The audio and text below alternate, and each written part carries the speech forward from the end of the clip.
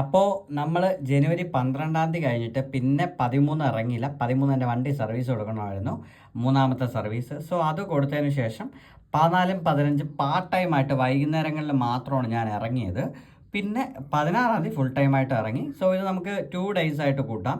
14, 15 1 ഡേയും 16 ഒരു ദിവസവും. കാരണം ഞാൻ ഫുൾ ടൈമായിട്ട് ഇറങ്ങിക്കഴിഞ്ഞാൽ മിനിമം എനിക്ക് 1000 രൂപ കിട്ടും. എന്നാലും ഈ പറയുന്ന 16-ാം തീയതി അത് ഒരു 8 രൂപയുടെ കുറവുണ്ടായിരുന്നു. പിന്നെ എനിക്ക് 17, 18, 19 എനിക്ക് ഇറങ്ങാൻ പറ്റിയില്ല. കാരണം ഒരു കസിൻ്റെ ഒരു കല്യാണം ഉണ്ടായിരുന്നു. അപ്പോൾ ടോട്ടലി അതിൻ്റെ പിറകിലായിപ്പോയി. അങ്ങനെ ഈ ഒരു വീക്കിൽ എനിക്ക് 34 ഓർഡേഴ്സും ഏകദേശം 2048 രൂപയും മാത്രമാണ് ഏൺ ചെയ്യാൻ പറ്റിയത്. ഇൻസെൻറ്റീവായിട്ട് 215 ഒരു തവണ മാത്രം. അതായത് ഈ 16-ാം തീയതി മാത്രമേ ഞാൻ ഇൻസെൻറ്റീവ് കിട്ടിയുള്ളൂ. ബാക്കി 2 ദിവസം ഞാൻ ചുമ്മാ ഇറങ്ങിയതാണ്. കാരണം അന്ന് എനിക്ക് ഇറങ്ങാനായിട്ട് തോന്നിയില്ല. ഉച്ചയ്ക്കൊക്കെയാണ് ഞാൻ ഇറങ്ങുന്നത്. ഉച്ചയ്ക്ക് പോയിട്ട് ഓരോ ഓർഡർ എടുത്തിട്ട് ഞാൻ തിരിച്ചു വരും, എന്നിട്ട് പോകത്തില്ല. എന്നിട്ട് വൈകുന്നേരം ഒരു 8 മണിയൊക്കെ കഴിഞ്ഞിട്ടൊക്കെ ആയിരിക്കും ഞാൻ ഇറങ്ങുന്നത്. ഞാൻ ട്രിപ്പിൽ ഞാൻ നിങ്ങൾക്ക് കാണിച്ചു തരാം. സോ 14-ാം തീയതി 12-നും 12:52-നും 1 മണിക്കും. 14-ാം തീയതി എനിക്ക് 3 ഓർഡറാണ് ഞാൻ ഉച്ചയ്ക്ക് എടുത്തത്. Just 3 order. പിന്നെ അടുത്ത പോയത് 8 മണിക്കാണ്. സോ ഇതൊരു പാർട്ട് ടൈം ആയിട്ട് നിങ്ങൾ കണക്കാക്കിയാൽ മതി. കാരണം ഫുൾ ടൈം ആയിട്ടൊന്നും ഓടിയിട്ടില്ല. 15-ാം തീയതി അങ്ങനെ തന്നെയാണ്.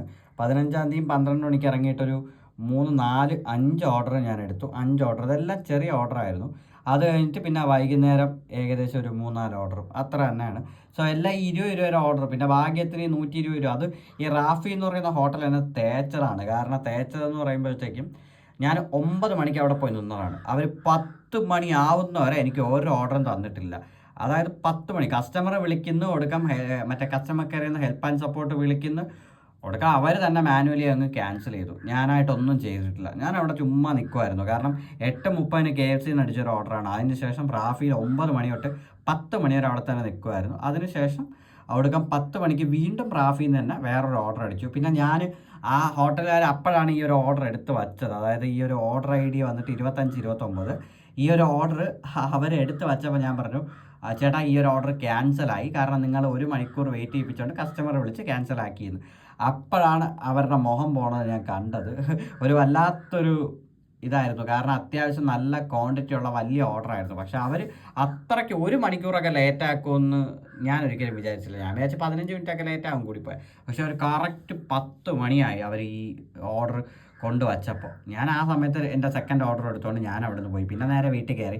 പിന്നെ അങ്ങോട്ട് പോയൊന്നുമില്ല. കാരണം 12 മണി വരെ നിന്നില്ല. കാരണം മൊത്തം മടുപ്പിച്ച് തന്നുകൊണ്ട് ഞാനങ്ങ് ടോട്ടലി പിടിച്ച് ക്യാൻസൽ ചെയ്തു. അതുകൊണ്ടാണ് ആ ഒരു ദിവസം, ആ 2 ദിവസം അങ്ങനെ തന്നെയാണ് ഓടിയത്. തൊട്ടടുത്ത ദിവസം മാത്രമാണ് ഞാൻ അത്യാവശ്യം ഈ പറയുന്ന 16-ാം തീയതി അത്യാവശ്യം ഫാസ്റ്റിൽ പോയത്.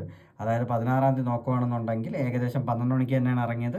പക്ഷേ 12 മണിക്ക് ഇറങ്ങിയിട്ട് ഞാൻ ടോട്ടലി ഈ പറയുന്ന ഉച്ചയായപ്പോൾ തന്നെ ഒരുപാട് ഓർഡേഴ്സ് എനിക്ക് കിട്ടി. ഒരു 6-7 ഓർഡേഴ്സ് ഉച്ചയായപ്പോൾ തന്നെ കിട്ടി. പിന്നെ വൈകുന്നേരവും ബാക്കി ഓർഡറും കൂടെ കിട്ടി. രാത്രി കറക്റ്റ് 11:44 ലാസ്റ്റ് ഇറാനിൽ നിന്ന് കിട്ടി. പിന്നെ ഈ ടിപ്പ് ഇങ്ങനെയൊക്കെയാണ് ഇപ്പോൾ വരുന്നത്. ടിപ്പ് ഇങ്ങനെ കസ്റ്റമർ ടിപ്പ് എന്ന് പറഞ്ഞിട്ട് ഇങ്ങനെ കാണിക്കും. നേരത്തെ ഡയറക്റ്റായിട്ട് അതിൽ തന്നെ അങ്ങ് കാണിക്കുമായിരുന്നു. നമ്മുടെ ടോട്ടൽ ഇൻസെൻറ്റീവ് അല്ലെങ്കിൽ ടോട്ടൽ എമൗണ്ടിൽ തന്നെ നേരത്തെ ആ ഒരു എമൗണ്ട് കാണിക്കുമായിരുന്നു. ഇപ്പോൾ അതൊന്നും കാണിക്കുന്നില്ല. ഇപ്പോൾ ഡയറക്റ്റ് ഇങ്ങനെ സെപ്പറേറ്റ് ആയിട്ട് ചിലപ്പോൾ മാത്രമേ ഓപ്പൺ ആയിട്ട് കാണിക്കുന്നുള്ളൂ. സോ ആ ഒരു 3 ദിവസം നമുക്ക് 2 ഡേയ്സ് ആയിട്ട് കണക്കാക്കാം.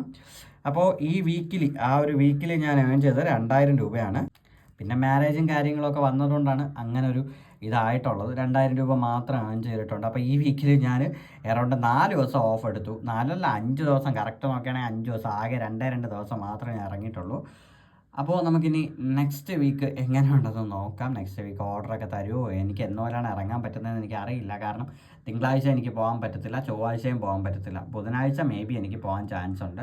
കാരണം തിങ്കൾ ചൊവ്വ എനിക്ക് ഒരിക്കലും പോകാൻ പറ്റത്തില്ല. കാരണം അന്നും എനിക്ക് ബിസിയാണ്. കാരണം ഒരു മാരേജും കാര്യമായിട്ടൊക്കെ കുറച്ച് ഓട്ടവും കാര്യമൊക്കെ ഉണ്ട്. അപ്പോൾ അതിൻ്റെ ആവശ്യമായിട്ട് ഇങ്ങനെ നടക്കുന്നുണ്ട്. അതുകൊണ്ടാണ്. അപ്പോൾ നമുക്ക് നാളെ മറ്റൊരു വീഡിയോ ആയിട്ട് കാണുമ്പോൾ ബൈ ബൈ.